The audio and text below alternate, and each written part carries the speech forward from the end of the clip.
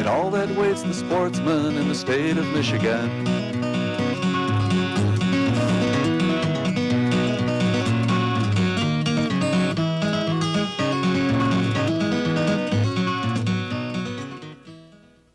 We're here at the Mason Game Farm, which a few years ago people thought was the only way we were going to ever have more pheasants in Michigan, raise them, propagate them, in a put-take program. However, here at Farmers Week at Michigan State, Glenn Dutterer has brought Ken Solomon from South Dakota. Ken, you people in South Dakota have pheasants like we have deer here. Fantastic state. How many pheasants do hunters take every year there? Well, total population is roughly around 4.5 million before the last hunting season. We had roughly 130,000 pheasant hunters, and a good portion of those went home with their total possession limit, which was 9 birds last year. Wow. Well, we have a state here, which you can see we have a lot of trees, a lot of swamp land, and a lot of agriculture. But people have said that the farming practices have been why we've lost our pheasants, had a big decline. You people see it that way in South Dakota? You hear the same type of arguments in South Dakota.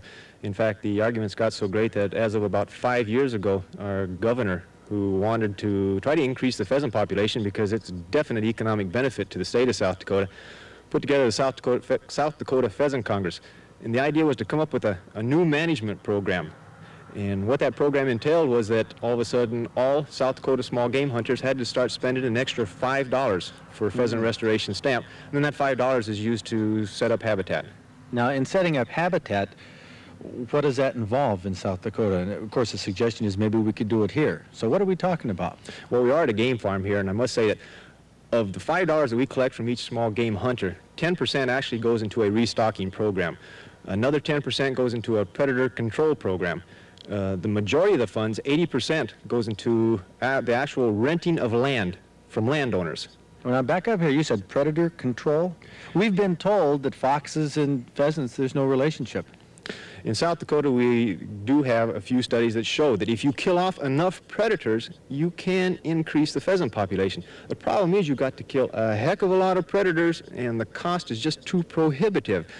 The money is best spent, at least in South Dakota, in actually renting private land from landowners. And the program mainly entails taking cropland out of production. Small pieces of cropland, anywhere from 20 to 80 acres in size, whereby the landowner plants it down to the specific vegetation types that we recommend. In turn, then, we make an annual cash rent payment to him.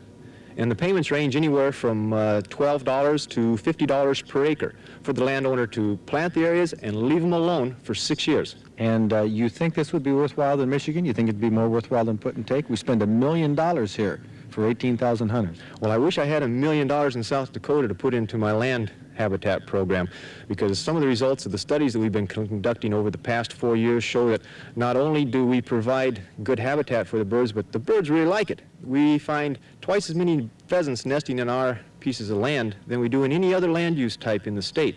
And not only do pheasants nest twice as heavily in these areas, but they also have an increased success rate of their nests. So we're providing more habitat, the birds are coming in, and they're sure having a lot more successful nests.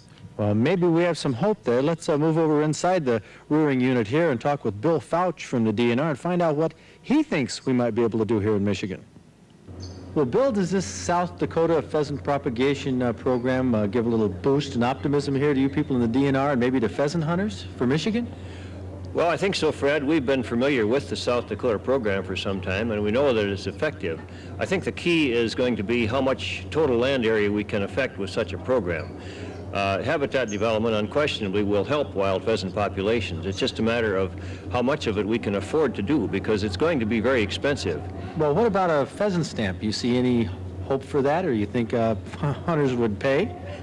I think a pheasant stamp would have a tough way to go right now in Michigan, because I think hunters in general feel that they're paying top dollar now for their licenses. We're already stamped out, you mean? Well, pretty much, I think so, yes, particularly in the case of waterfowl hunters, for an example. And I would predict a rather dim prospects for passage of a pheasant stamp at this time.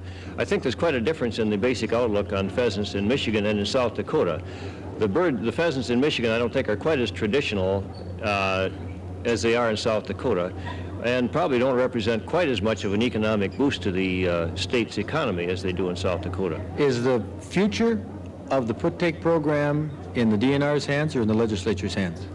Well, basically, it is in the hands of the legislature. They must, if they should decide to do away with the program, I guess that would be their prerogative to do that.